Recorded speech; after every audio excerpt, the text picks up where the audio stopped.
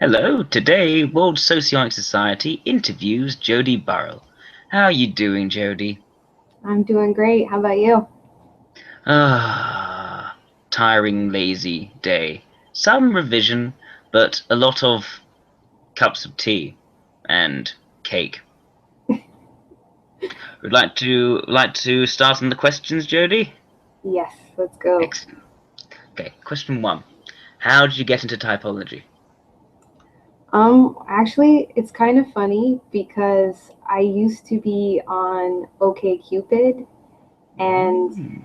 I found like the really super easy 2-question Enneagram test on there. Like it's option A, B, C, option E, F, whatever. So like it's just a 2-question test, and um, it it typed me as a 4 when I took it, Mm. and when I read it, I was like blown away. So basically, I started with the Enneagram, and um, then like years later, I joined Personality Nation, and just like started actually interacting with people and learning a lot more, and learning that there was more than just the Enneagram. So yeah. Mm. I was also on OkCupid. Yeah. Yes, it's fun. I like the personality tests on there. I tried creating a socionics personality test, but it wasn't very good. Yeah. Yeah, I imagine that would be kind of difficult to surmise in a test. Tests are kind of hard in Mm, general, so yeah. Also, I think I kind of need skip logic. It doesn't really have good skip logic. That's one of the limitations of the Hello Quizzy software. yeah. Okay, so you found four on an Enneagram, and that really clicked for you. Yeah, yeah, definitely. I remember I started to dig into it more. I found the Enneagram Institute, and when I read the profile on that site, I read the whole thing. I read the overview, everything, and when I read it, I just cried. Like it was really intense. Like I felt so embarrassed because it was like, oh my god, like I thought I was the only one. Like I thought this was just completely, unique to me, or like I was the only one experiencing these things. And then at the same time, I felt really relieved because I was like, okay, yes, I'm not crazy. Like this makes so much sense. So yeah, Mhm. it was pretty awesome. It's good. It's good to have a system telling you that you're not crazy. Yeah, yeah, it's helpful. Mm, mm. Okay. So, was that also how you got into psychology? Were you interested in psychology before that? Um, I I have always been interested in trying to kind of like find out who I am and understand other people. Just like I think there's been a lot of situations in my life just growing up as a kid where, well, I know it sounds cliche, but I always felt really, really different. And I would always kind of ponder over, why is this person like this? Why is this person doing this? Or why do I feel this way about this? Or why is this affecting me so much? Why? So I would just always ask a lot of questions, and most of the time I was kind of to myself a lot. So I would just kind of pick my own brain, my own thoughts, feelings, everything. And that just became like a major basis for me. So I've always been interested in psychology. When I was younger, I really liked astrology. I had this book that actually gave like a personality description for every day of the year, and I was like, oh, that's so cool. And but I'm not a believer in astrology anymore.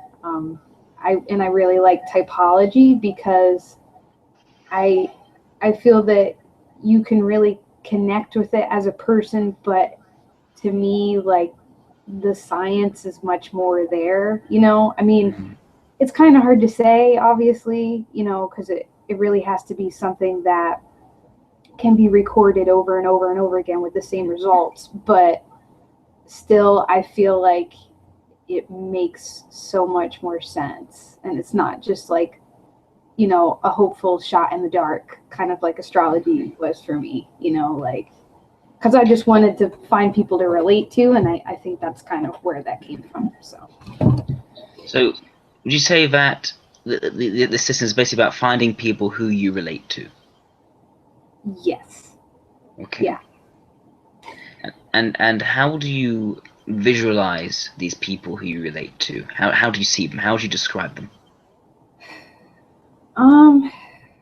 Well, it's almost kind of hard for me to say, because as I've gotten older, I feel like I relate to a lot of different people. Like, I see bits and pieces as I go in kind of everybody that I interact with. And then I kind of ask myself, like, well, you know, maybe that's something that I should, you know, like, understand better or adapt. I don't know. It's kind of hard to say. I know that sounds like weird and vague, but I guess to be more specific, people that I would be able to relate to, or that would relate to me, would probably be able to kind of understand me better, in the sense of, like, a lot of people don't really understand why I react the way I do in certain situations, and I feel like people that I could relate to wouldn't take it so literally or so much to heart. Like, sometimes the reaction is based, you know, on feelings that aren't necessarily evident, and I feel like they would be able to kind of understand that, and also not always be like, you know, you need to calm down, or you need to chill out, or you need to, you know, like, that's pretty much what I heard most of my life growing up, was like, you're overreacting, you need to chill out. Like, So would you say that, like, a problem that you encounter is where people take what you say almost entirely at face value, and almost literally, and as a result, rather than looking at, say, the emotional content of what you're saying, looking at simply the factual content of what you've said, and from there they may have misinterpreted you?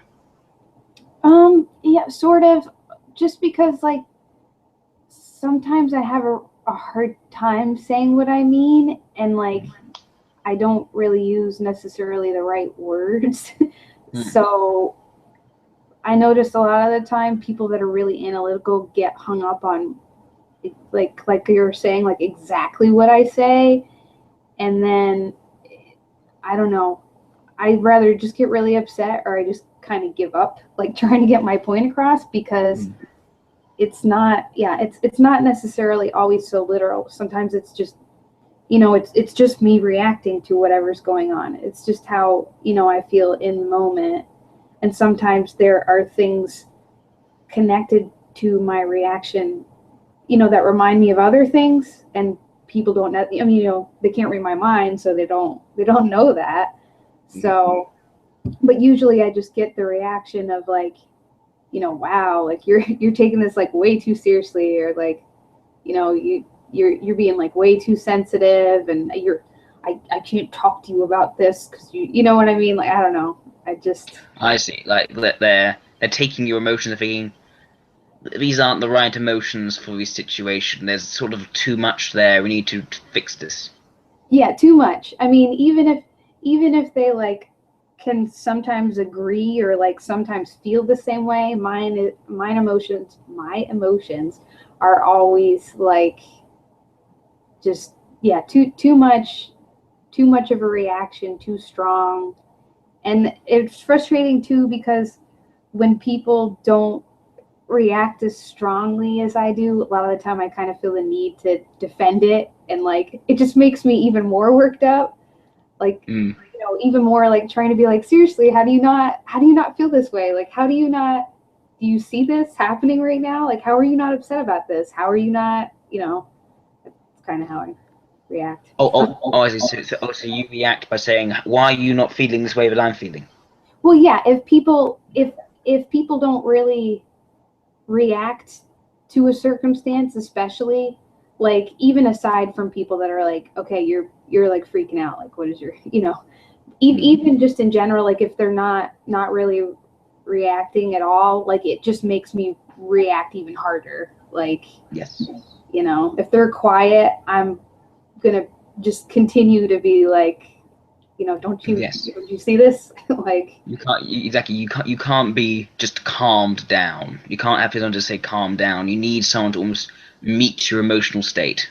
yeah, it just makes me mad when people tell me to calm down. Yes. That pretty much, it just invalidates how I feel, and it just makes me angry. it just Yes. makes me, Okay.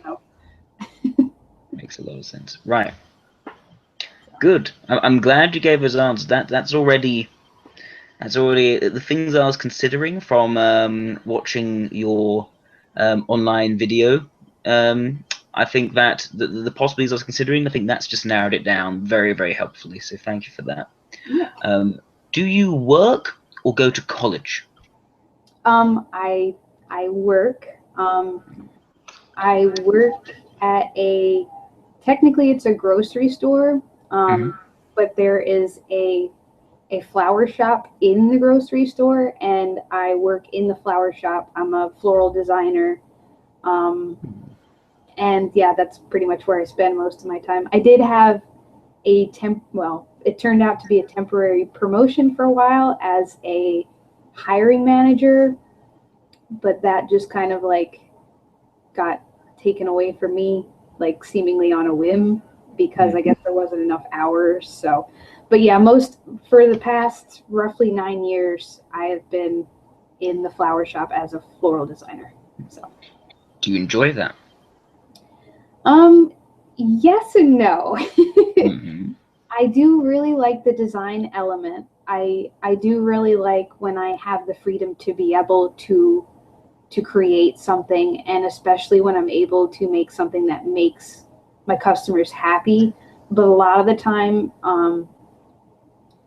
my customers are very particular. I think a lot of people in general don't really understand the price of flowers, and so they kind of think they should like cost nothing, and just really hard to get flowers should just always be there in the middle of a grocery store like all the time. So it gets kind of frustrating because I have to explain that to people, but they don't want to hear it, because usually it's a situation where they have to get something. Say it's like a gift for somebody, and they have to, they're obligated to do this, but they don't want to spend any money. So it's that weird, uncomfortable position. Yeah, I think it's about flowers in general. Like flowers exist almost not as something which is a practicality. They exist purely as a gift, purely as something to show your appreciation to someone else. And as a result, unless you are deeply invested in getting the flowers, it can very easily become sort of like an empty obligation. Yeah, So yeah, exactly. that can be an awkward situation for you, certainly. But you say that you like the designing, you like that aspect. I do. I like the designing. I do also like my coworkers. I am very close with them. They're definitely very different from me, but I care about them very much. And a lot of the time, in a way, because I kind of have a sort of a big picture view, and I can sort of uh, time manage and prioritize. Whenever my boss isn't in, I sort of oversee my other coworkers. I'm not necessarily in a higher position, but they are more, super detail oriented and meticulous, and I'm more like, you know, I can kind of like quickly make up a plan and say, okay, we need to get this done. We need to, and it does get pretty busy. A lot of people think we don't do much of anything, but it gets pretty busy. But so what I really like doing is having the opportunity in that position to really work on mine and my coworkers' strengths. I really like having the ability to give them the chance to kind of do what they want to do what, we're always going to do stuff we don't really want to do, but Yeah. to do things that we're comfortable with, that we're good at, and then, you know, it really shows, especially when our boss enters the picture again, or, you know, any other, like the store manager or things like that. It shows that we're a really good working unit, and it makes me really proud. You like showing the idea that we're all cooperating, we're all together, in that sense of togetherness, as it were, and working on something. Yeah, definitely. Okay. You said just before that you're good at coming up with a plan of exactly what you want to do, and rather quickly. Is that specifically in floral design? Is that more of a general ability that you have?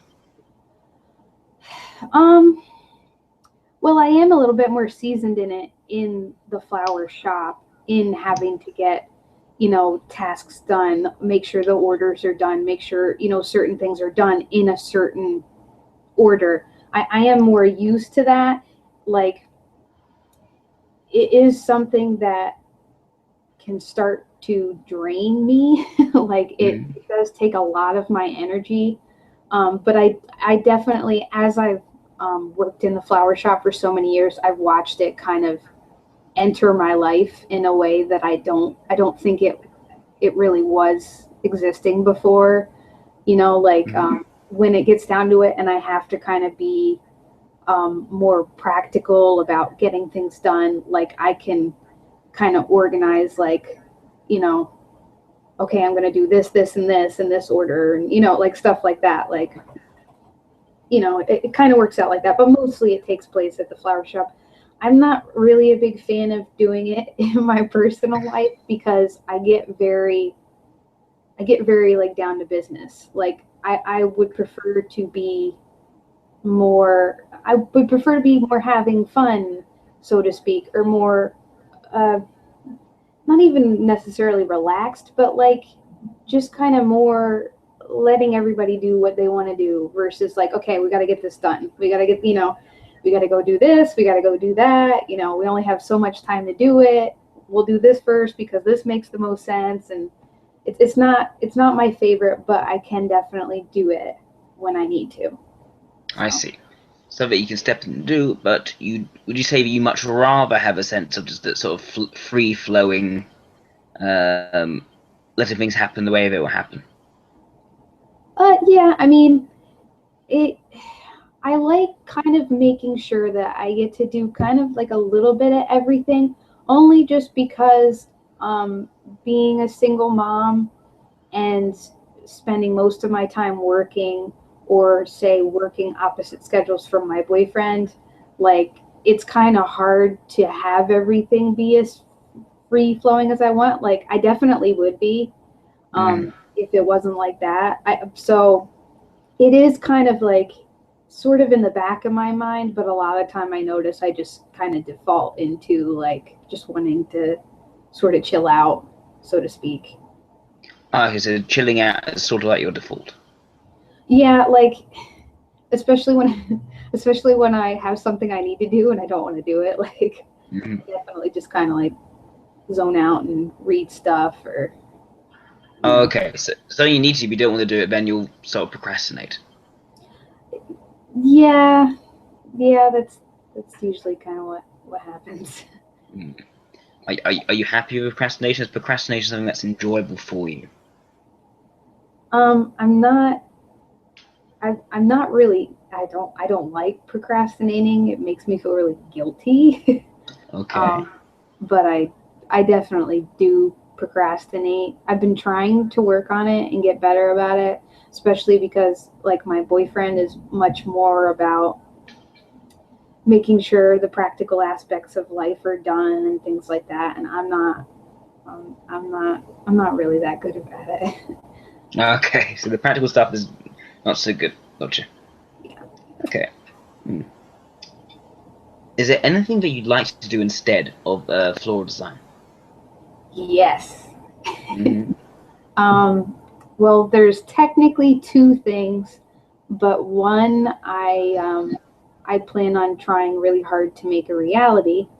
Um, Really, I would like to be a counselor. I would like to go into psychology and actually do something with it. I care a lot about it, and I care a lot about helping people kind of find themselves and be true to that, you know, like I think that's way more important than anything else. And for everyone, that's vastly different. But, you know, I feel the ability to step in and kind of be malleable and kind of be a sounding board for what people, you know, need in order to find themselves. And also I notice things about people and say, hey, you know, I notice you do this when this happens, or you get nervous when that, you know what I mean? Like I'm able to do that and kind of give them insight. And I really like that. So I would love to do that, but I feel that it's a lot of time and money. And I feel like it would take me a really long time to get into that. So I guess I've kind of just given up on it.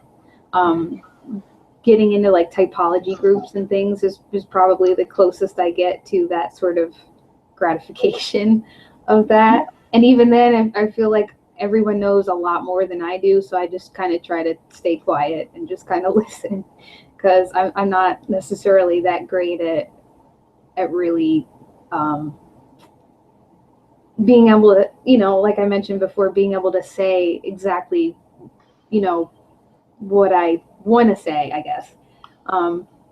So yeah, psychology is a big deal.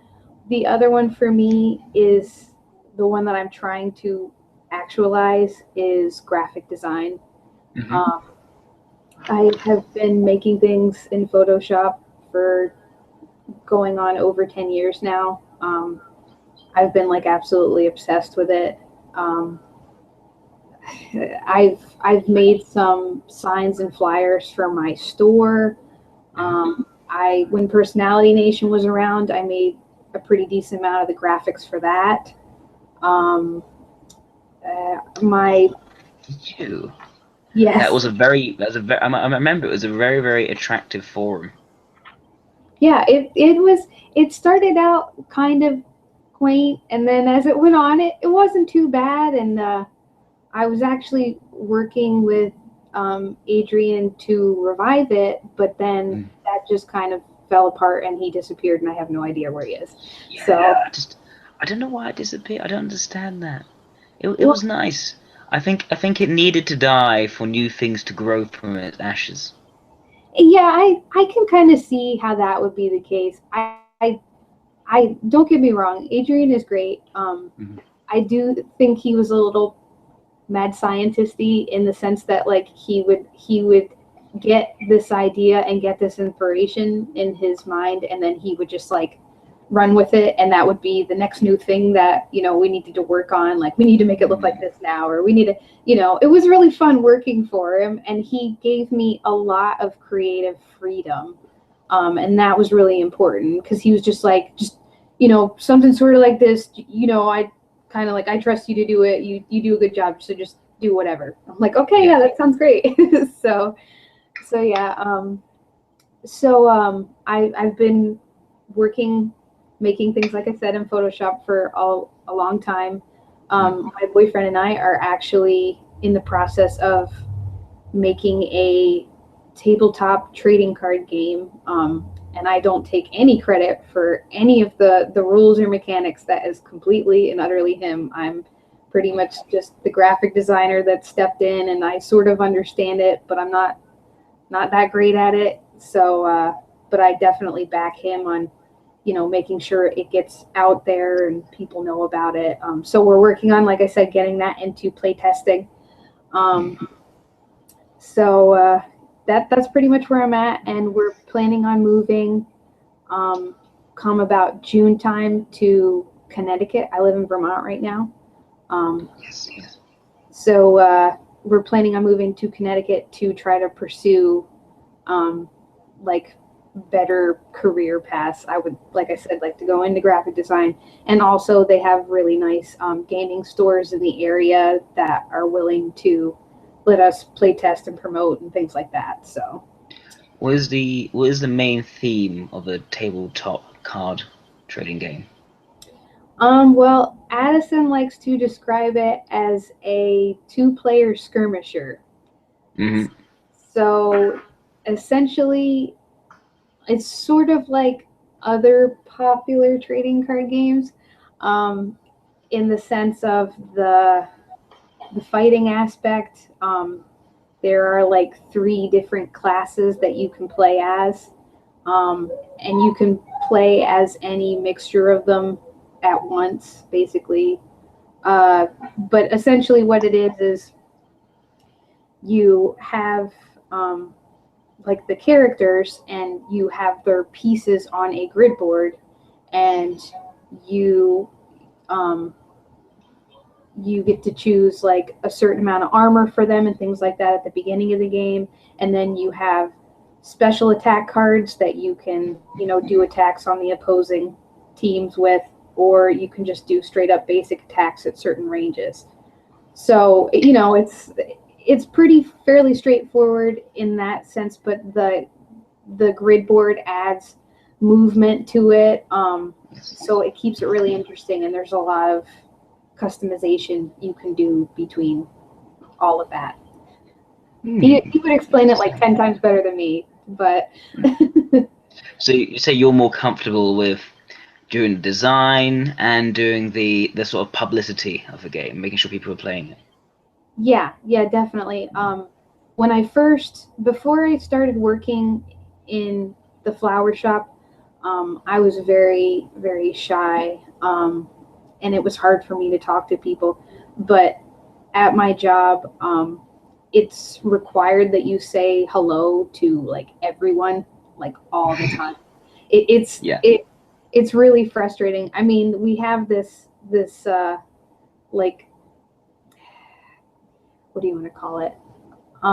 We have this system that it's called 6-star service, and basically there's a person that comes in secretly, and they will score you, based on your customer service. If you don't say hello to them and initiate the greet, if you don't make eye contact and smile, make selling suggestions, all sorts of stuff. It's very rigorous. Your name will go like right down on that score.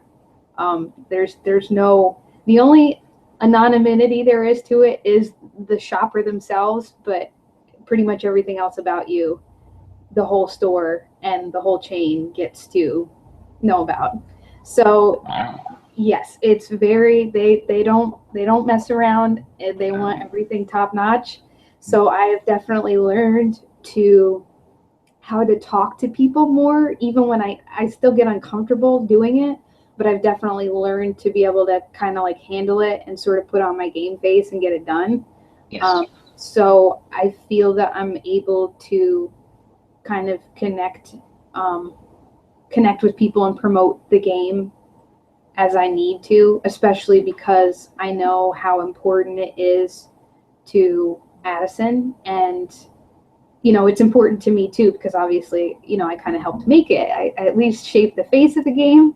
So it's a big deal, and we could also go far with it if we really try to promote it. So those are definitely things I care about. And Addison is not really PR savvy, I guess. So I kind of try to make up for that.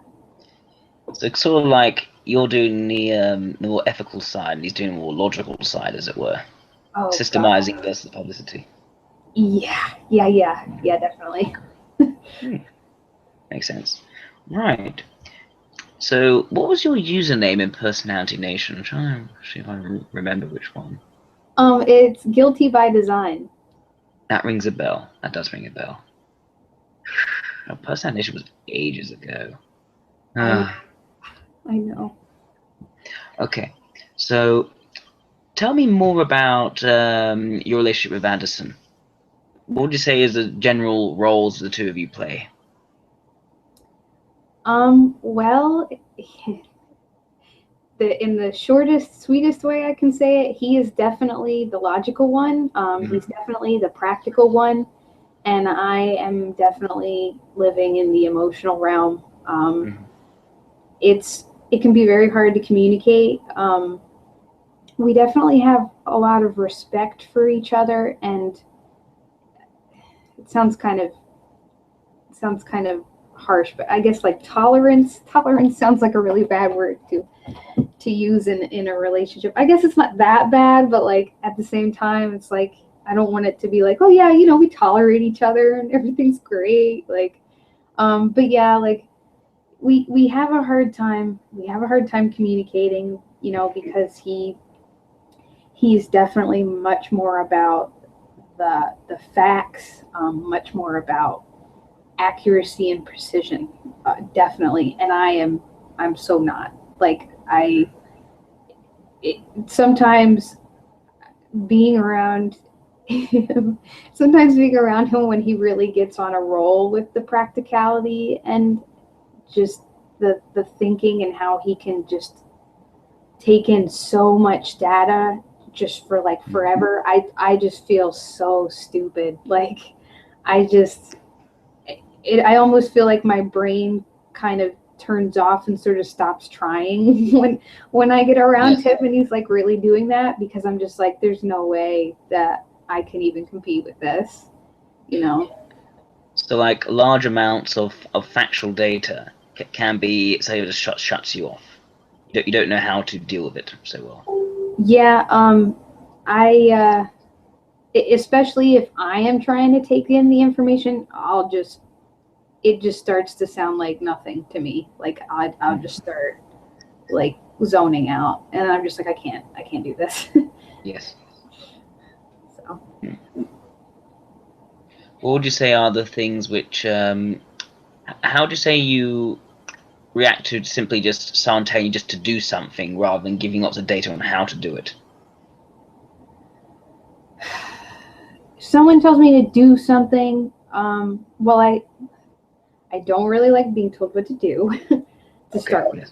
But if someone tells me to do something and I have an idea of how to do it, I mean, you know, I'll do it. It might not be the way that they do it, but I don't really see, I guess, how that matters if I get it done. Like, okay. Yes. So what matters is more about for you that you get the thing done. You move on. So how it's being done, the process is not so important to you, would you say? Sometimes it depends. For me,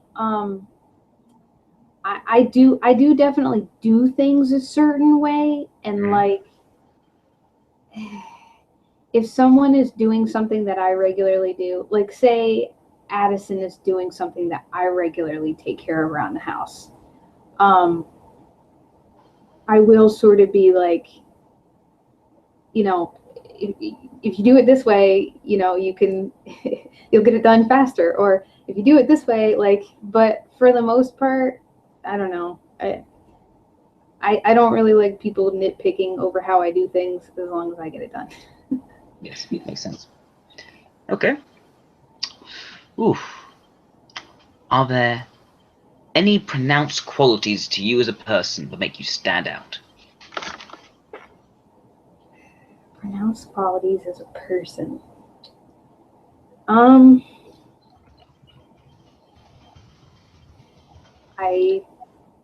I don't know. I guess just the first thing that comes to my mind is just being very emotional. I feel very, very emotionally inclined in comparison to most people in my life. And I like to have fun. Like I like there to be, you know, sort of a positive energy.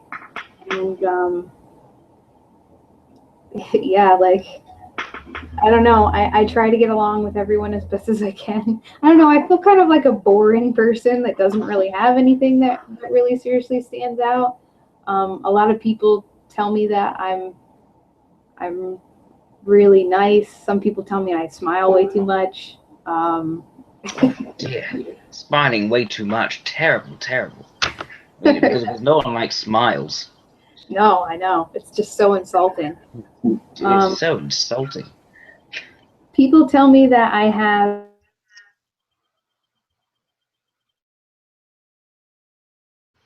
and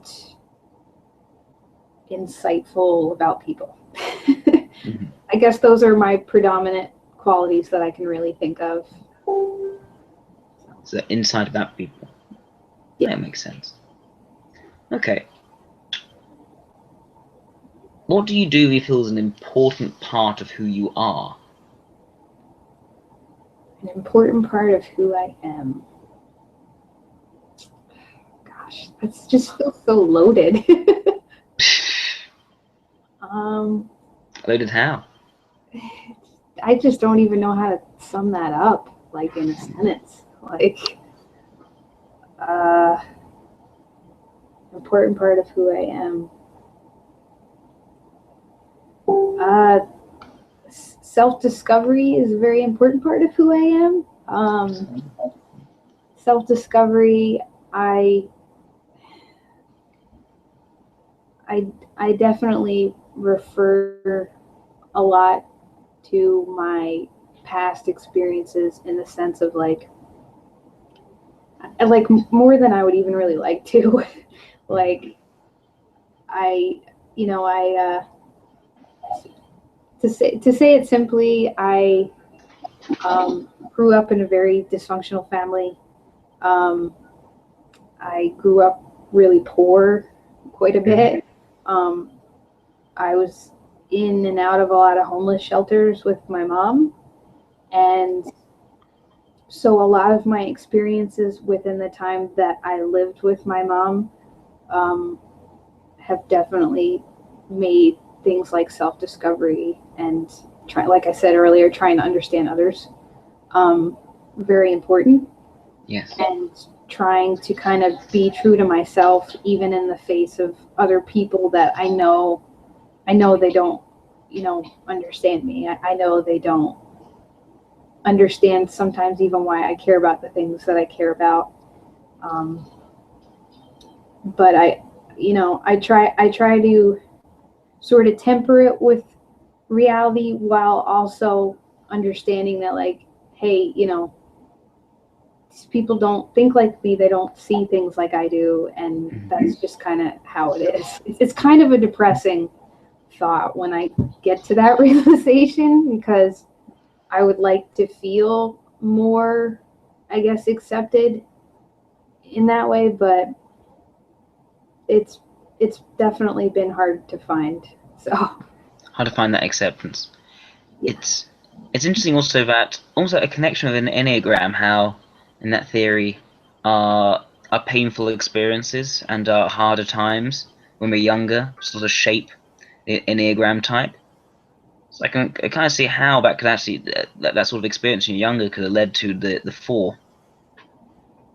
Yeah, definitely. I mean, I grew up not knowing my dad at all. I didn't really get to know him until I was about 15. So he wasn't in the picture, and my mom was like a serial marrier.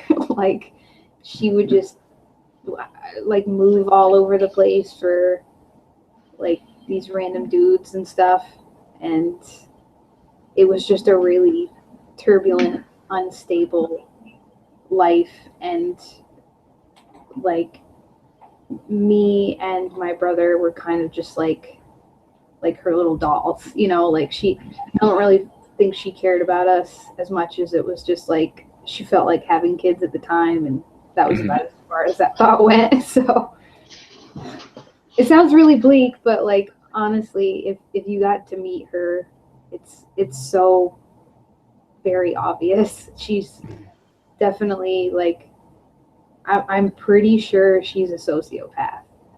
Like, Hmm. yeah. There's always one in the family. Yeah. I have maybe one or two. I got like mixtures of traits of sociopathy in my family. Little mixtures of traits. Like I can see different bits come from different parts of the family, all just happen to come together in like one sibling and none at all in the other. And it's quite interesting seeing how it sort of varies. Yeah, it definitely, and how it snowballs, that's for sure. Okay. Um, hmm. What have you always been able to do without much effort? What have I always been able to do without much effort? Jeez. I can say probably even a couple things. I noticed that most things in the artistic fields I can do pretty naturally. Like it's a natural, it just comes naturally for me. Like I don't really draw regularly, but if I really am inspired, I can sit down and specifically I can draw people's faces. Yes. I can like really draw their face. I'm not saying that I'm that great, especially because I don't practice, but like for somebody that doesn't practice regularly, I just really, really want to do it, so I'll do it. Yes. You know, that kind of thing. And then I've always kind of been able to give like relationship advice, I guess. Mm-hmm. I'm not saying necessarily that it's good, but like I even remember from a young age, like a really young age, like 7 and 8, like trying to help my mom out in her relationships and give her relationship advice. And it was always weird because like I knew I was just a kid, but I felt like I knew more what was going on than she did. Like it was really bizarre. So, you know, I've always kind of been, I've always tried to be kind of a helping hand for people internally with their emotions Yes. and what's going on with them and what might be going on with other people. Sounds like you make a natural psychotherapist. Yeah, I'd like to think so. So when you move to Connecticut, and maybe if that frees up your time, maybe pursuing that path may be a good idea.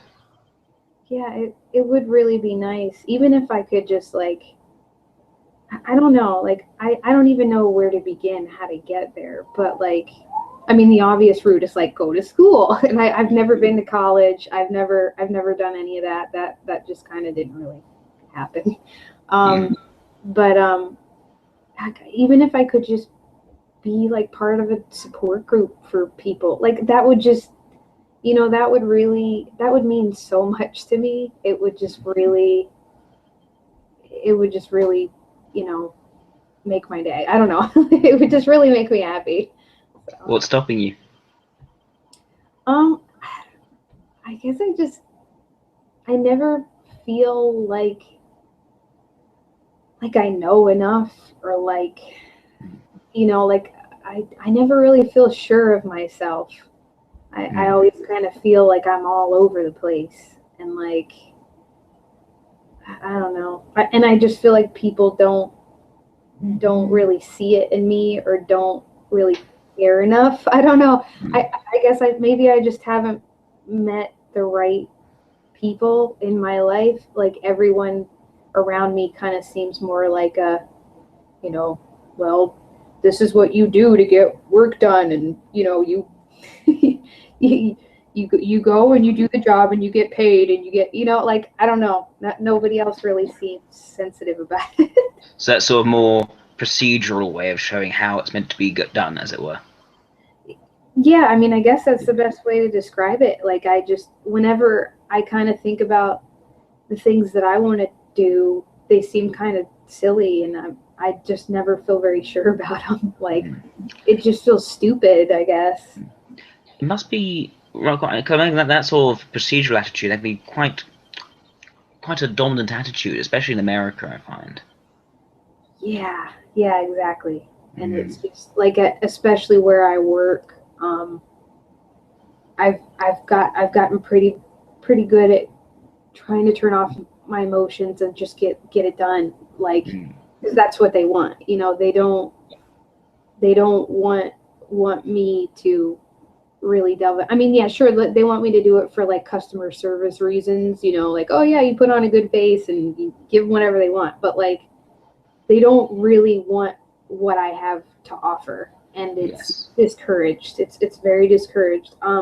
And a perfect example, in my opinion, is when I had that temporary promotion I was talking about earlier, where I had the staffing job. A lot of people told me, including the store manager, who like went out of his way to like sort of make the position for me. They told me that, you know, I kind of had like a knack with people. But what happened was, gosh, how do I explain it? I sense what's going on with people when I'm getting them in and, you know, trying to get them a job. And I don't know, like I care about them getting a job. I find things that I like about them. And then I don't, like, I just hang on to that. And I'm like, no, this person really needs a job. Like, and then I had a lot of people that I could at least see some qualities that would work out for the job. And then I'd get them in, I'd do orientation, and then they quit. Like, I just, you know, like I don't know, I could just see, I could see good in pretty much every person that walked in. I could see something or see someplace that they would go.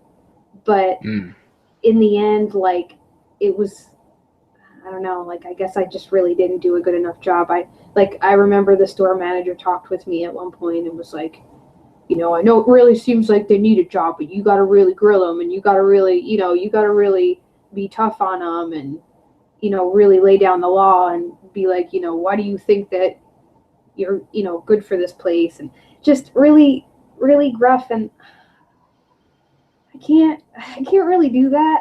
Like, I mean, like, yeah. I imagine the gruffness would be difficult. yeah, I mean, like, you know, if I felt like somebody was doing something wrong, or like if somebody came in and they were late, and then I would be like, okay, seriously, you know, what are you doing here? Like, what, obviously you don't take this seriously, so why should I give you this job? That's about it. But otherwise, like, I've seen a lot of the people around town, you know, I sort of know a little bit about their situation. I know maybe they're in a bad spot and they need a job, you know, like, hey, I guess I just really wasn't cut out for that job. And like I said, it got taken away. So I would say is it more for you about bringing them into the fold, that you want people to join in, to be part of it? Or is it more that you could see them being good for you and the possibility of them being good for you? I don't, honestly, I just wanted them to have a chance at the job. Like, it wasn't even necessarily that I could even say that I would get along like really well with these people, but I just saw things in them that, you know, I could find that, hey, maybe they'd be really good at, as a cashier, talking to people. Like, they seem to really like to talk, so maybe that would be a positive thing. You know what I mean? Like, Yes. it wasn't necessarily for me, but I did empathize, I felt, a lot with what was going on with them. I mean, even things that they wouldn't tell me, I could feel that, like, okay, something is going on at home, or, you know, something's up and they're not telling me, something's bothering them, you know, and I can just feel it. Like, I don't know. Okay. Oh, yes. How do you approach responsibility? Responsibility. Responsibility. A lot of the time, I guess it kind of depends on what kind of responsibility, but a lot of the time, the first thing that comes to my mind is definitely like practical responsibility. And I don't know, I just always feel like, sort of kind of like, along the lines of what I mentioned earlier, that people are always telling me that I need to be more practical, that I need to be more, you know, that I need to be more motivated and get it done, and really put my nose to the ground and like really concentrate and focus. So a lot of the time I feel like I'm not really up to the task, so that's kind of where the procrastination comes in. Yes. Like I feel like I just never really feel like ready, I guess. So I don't know. So sometimes when I like, okay, especially before I had my daughter, it was extremely hard for me to get anything done. But as a parent now, I am way more responsible, and I can kind of like sort of turn it off and turn off the emotions and kind of get to work. It's not something that really makes me happy. Mm-hmm. It kind of it stresses me out a lot, and like I said, it's between it being this isn't really what I want to do, and also you're not really good at this. So like it's I'm kind of like crushed in between those two things, and a lot of the time I just feel like guilty, like I never do enough, or like I'm sometimes too lazy. Yes. Okay. How would you say that having a daughter has changed you significantly?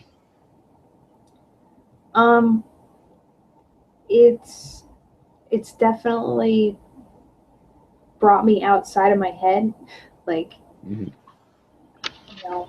outside of just being internal all the time, and caring a lot about like the things that I do and how they affect on her, how she learns. Sometimes it's frustrating too, because like I know, like, hey, she really wants to learn and she's bored. She's just bored and she's, acting out. But then I just feel like, oh, like I just don't have the energy. I just can't, I just can't do it. So sometimes there are days where I just give up. Like I'm just like, I'm just gonna read, and I'm just gonna, like try to find some sort of center, and I'll just deal with stuff as it comes. Like that's about it.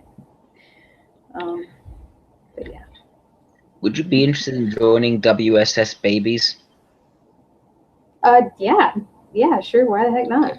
Excellent. I'll add you to WSS Babies. It's basically where we get mothers to and fathers, if there are any fathers on the site who are interested, to write up descriptions of their kids and how they develop over time. Yeah. The idea is seeing exactly when socioeconomics type starts to become apparent in the child. That's awesome, because I definitely have some thoughts on typology when it comes to my daughter. So we're looking specifically not to impose a type on a child, at least not certainly not at an early stage, but rather to look at observations on the child and see if later, when they are older and we're more comfortable typing them, if those observations were apparent when they were younger. That's kind of the idea. Okay, yeah, that makes sense too, because I mean, obviously, like, especially her, she's only 7, so she's definitely still developing. So yes, but yes, it will be very useful, and I need more people to do it, because they kind of drop the ball on that. They want to get more, put more mothers in the group and get more data. Yeah. Okay. How do you like to learn? How do I like to learn? Well, I don't like just kind of like having someone just telling me like how to do stuff. Like I think I learn better visually, and through example. I also tend to learn better through like metaphor. I noticed that I like it when, if somebody's explaining something to me that's very complicated, if they use almost sort of like a similar system, and they're like, hey, it's kind of like when this does this, like that works for me, and I can I can kind of understand that as a whole. And then not only that, but a lot of the time I can take it a step further and find other similar things within that example that they gave, you know, like, so that's really fun for me, actually. I kind of like that. So almost less of a procedure and more of a rule that can apply in other circumstances, the easier you'll learn. Yeah, more generalizations and less hard facts. I mean, unless it's like seriously relevant, like I kind of like to be more abstract, I guess. Like, Yes. I'm really bad at math. I'm not that great at science either, unless it's something that really interests me, that I'm really inspired to understand how something works. And then it's pretty awesome. But no, math is a perfect example of something that does not jive for me. As it go, I find that maths when done the way it's supposed to be done, which is highly axiomatic and abstract, I would have thought there may have been something that you would like. But I don't know, I think I know what I mean by, like, the way maths is taught in school, it's very rote. It's very, yeah, just more about how to perform sums for some reason rather than looking at the actual axioms. And maybe that's the case. I mean, I think I definitely am sort of relying on how things were for me in school. I did not have good teachers in school. I had a couple. To be fair, I did have a couple. I switched a lot of schools a lot because like I said, my mom moved us around a lot. For example, in 5th grade, I went to 3 different schools in the same year. So it was kind of hard to keep up.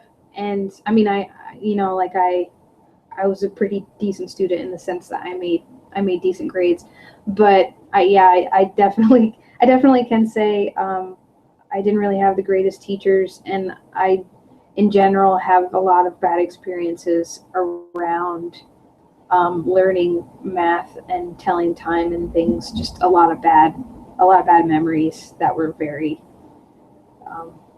sad and scary. Okay. How do you approach conflict? Conflict. I don't like conflict. It makes me really nervous. But I can step up and do it when I need to. Okay. Usually the best circumstances I can think of when it comes to conflict, something that I like deal with regularly, is if maybe somebody says something that like hurt my feelings or something like that. I do like to deal with it right away as soon as I can. The longer that I leave it in the air, the more stressed out I get. I can't really like focus on anything else, or just if anything in general is bothering me, I need to try to get the answers right away. But I don't really like it when people get mad or upset at me. That kind of crushes me. I mean, like I just immediately feel guilty and immediately feel in the wrong. I can get really, really defensive and really loud and really, really reactive. I'm very reactive. I can have a very bad temper. Yes. What sort of happens when you lose your temper? Well, I yell a lot. Okay.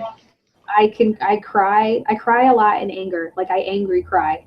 It frustrates me because like people think that like when I cry that I'm just like sad or whatever, but it's just sometimes it's just how my anger manifests itself. You know? And it's like I know you're having a hard time taking me seriously because I can't just be like, but you know, I guess it really too depends on who it's with. If it's somebody that I'm much closer to, that I at least feel for the most part I can kind of be myself with, then you know, I'll lay it down and be like, look, you know, this is what's up and this is what happened and this, you know, like, but for the most part, I don't like conflict, and it does make me feel really nervous. I understand sometimes it has to happen, but I do try to avoid it. Mm-hmm. So say it's almost like it's something you need to be comfortable with a person to engage in properly, and otherwise it becomes scary.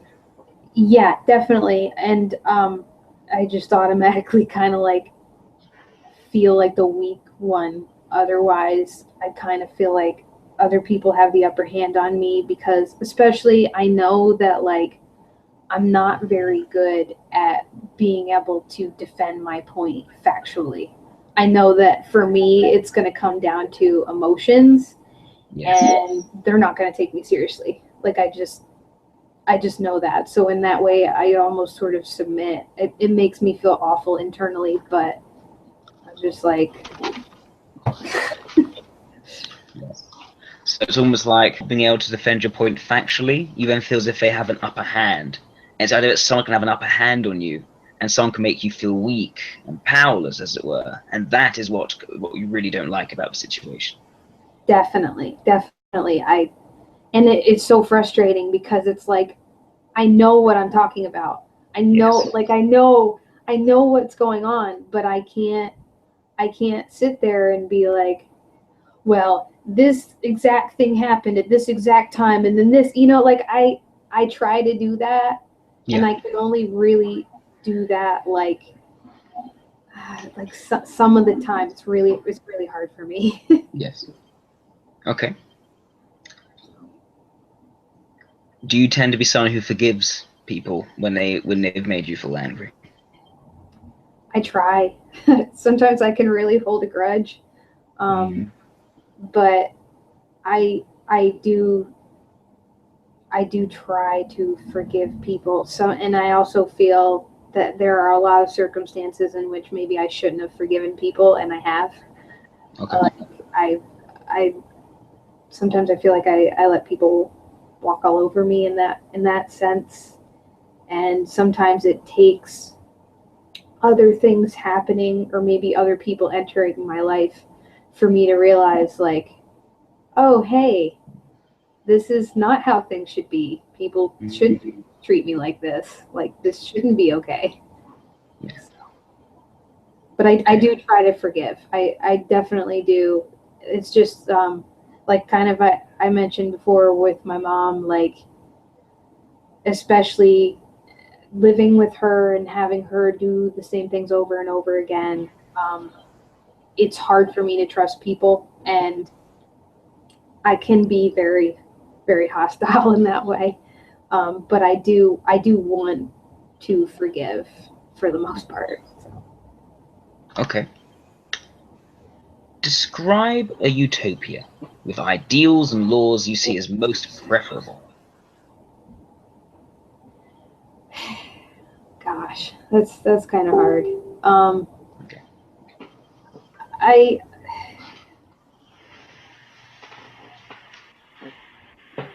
sorry. I don't know. I'm kind of the sort of person that like I would prefer that everybody kind of gets to do what they want, as long as they just don't hurt other people. I mean, Okay. like I don't like things like marijuana, or like say prostitution or stuff like that. But I would rather people be able to kind of do what they want to do, Mm. versus like, I don't know, me telling them like, no, you can't do that, like, at all. Mm. You know, Saying that you don't like marijuana being legalized. no, I actually think it's a good idea to legalize it. Ah. But I myself do not prefer Yes. marijuana, and things like that. But I think that it's fair, you know, for people to do what the hell they want to do. And, you know, especially if it does help medically and things, I can't say I know enough about. marijuana. But if it does obviously help medically and things, or make people feel better, like get rid of nausea and things like that, then I think people should be able to do that, or to have the choice to do that. So reasonably libertarian leanings. Yeah, I think so. I don't really get into politics too much, because a lot of the time what comes to my mind is I'm like a lot of people are very staunch on where they, and I'm like, well, how do you know exactly what's going on? Like, how do you know this person isn't trying to do that? Or how do you don't know, like, you don't know what goes into having to do that job every day. You don't know all the answers or all the facts or anything. You don't. I mean, I know you feel strongly about the idea of things, and I do too, but I'm not going to sit there and claim to know that, like, oh yeah, I know for sure that they're keeping people from doing this, or it's not just an incidental thing or something that happens adjacent to something else. I don't really have any specific examples, but I feel like a lot of people have a lot of strong opinions and have no problem, spouting them everywhere, especially on the internet, especially just in my news feed, and I try to stay away from that. I try to learn about as much as I can, but I don't really like getting into political views or trying to, say I lean one way or the other or whatever. Yes. Okay. I think we're on the final question now. So, what do you fear happening in the world? What do I fear happening in the world? Yes. Yes.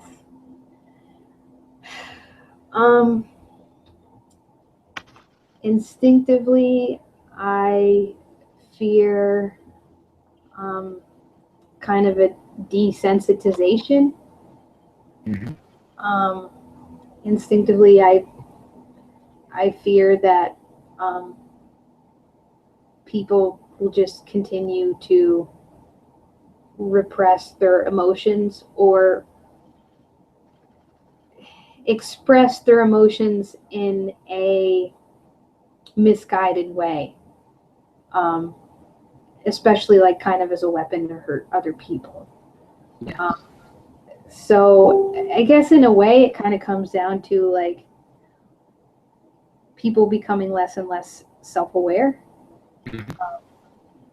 That's kind of scary to me. And less and less value, at least from where I'm sitting, on knowing yourself and the emotional realm of things, versus just being a robot or being another number. I definitely don't like the idea of just being another number and just blending into everything else. So that scares me. I guess I just feel like more and more it's less about the individual than it seems like everything's just kind of like melding into nothing. Yes. And the way that the idea that the individual is then lost in a sort of sea of numbers, and you can't, I don't like that sort of idea, when you just become one of the many. Yeah, and like also just like there's also like so many groups of people too that are just so like their ideas are so like super staunch and like aggressive, like I try to stay away from this and I try not to do this, but there's a lot of like super feminist things going on right now. And like it's all like really from where I'm sitting, it's like really hateful and like really like everything is the patriarchy's fault, like, and it's just like, come on, like I understand that the idea is that you're trying to say that you're standing up for women, but in reality, you're doing the exact same thing that you're claiming is going on. Like, that's how I feel about it. Not to You step don't on seem like anyone's someone toes. who stays out of politics. I try to. I really do try to. I sort of blame my boyfriend a little bit because he kind of gets me in on things here and there. But I I see. can definitely feel things. I just try not to. I know I don't know everything. You know, I know I don't know all the facts. So I try to, be wary. Hmm. Makes sense. Okay, I think of another group I could add you to then. Wait, what did you say? I think I can add you. I can think of another group I could add you to actually, but I'll add you to that later. Okay. Okay, those are all the questions. Well, all the questions which I think were good to ask. So I get the sense there are 4 people watching it so far. There is a Q&A app on here, so if they want to ask any questions to you, they can. See if they're going to ask any questions. See if they can actually use the Q&A app. Do they know how to? I'm not sure. I think it's who's viewing this. Let me take a look. I can see down here. Okay, Rye, Carla, mostly Rye and Carla. See if they've got any questions to ask. Any at all? None. Nope. No, well, nothing from Rye and Carla.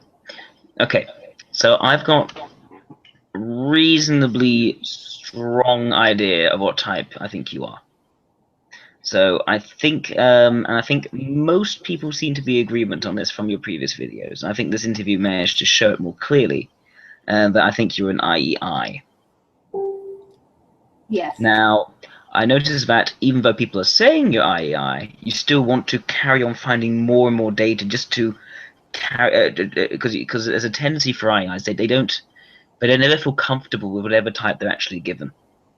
They never find that it takes a long time for them to feel comfortable saying, "This is my type. I need. This is the one I need to stick to," and often they then go looking for other people to reaffirm that type because they could so easily find themselves doubting it again. And like I feel pretty strong in my type. I mean, I've been doing it for like a long time. Like I've been looking for so long, and I mean, I definitely I ask myself pretty frequently. Like I just make sure. Like I just always kind of want to make sure. Like is this Yes. right? And then I'm like, yeah, no, that's right. That's totally me. So that like the need for the reaffirmation. Um, I mean, I find with EIIs usually, although they think it's quite nice because they have a type and everything else, they're not completely. They don't need to reaffirm it to themselves. For them, it's not really often as important to them what the typing is. It doesn't have to be so nailed down. I do like Um, other people like kind of validate it for me though. Like hmm, I do like that. I do care about that because it almost makes me feel like I'm real or something. Like it's not yes. just all in my head. It's. So. Yes, I'd like to also highlight a few things you said in the interview that really stood out for me. Early on in the interview, we said about getting annoyed when people are trying to get you to calm down rather than meeting you with your emotions. And I think that's a good example of a more beta humanitarian, where they tend to have strong emotional responses, often rather intense, and they don't like the idea of someone trying to calm it down. And you said it makes it sound as if they're dismissing your emotions. They're not. They're not. It's like your voice is not being heard. And for beaters, their voice needs to be heard and recognized, and they need someone to meet them emotionally.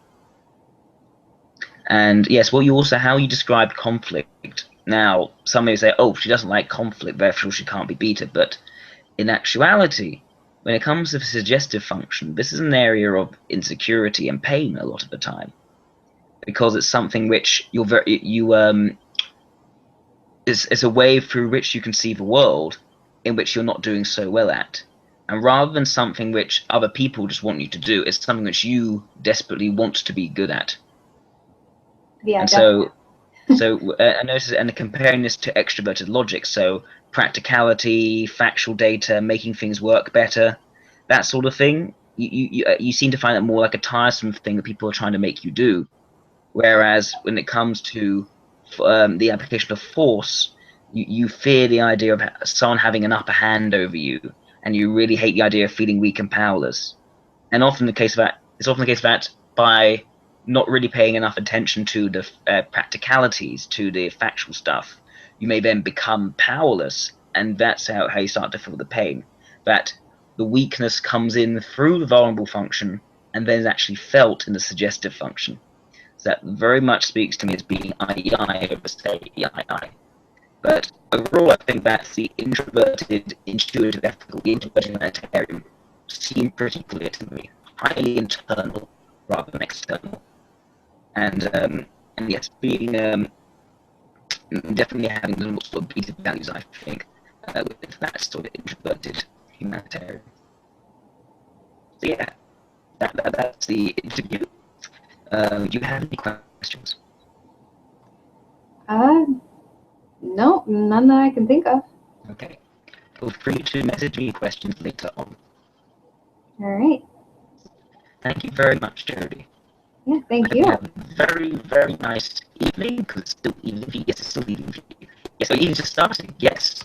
Okay, have a nice evening, and I'll hopefully see you around, and I'll add you to groups. Do that.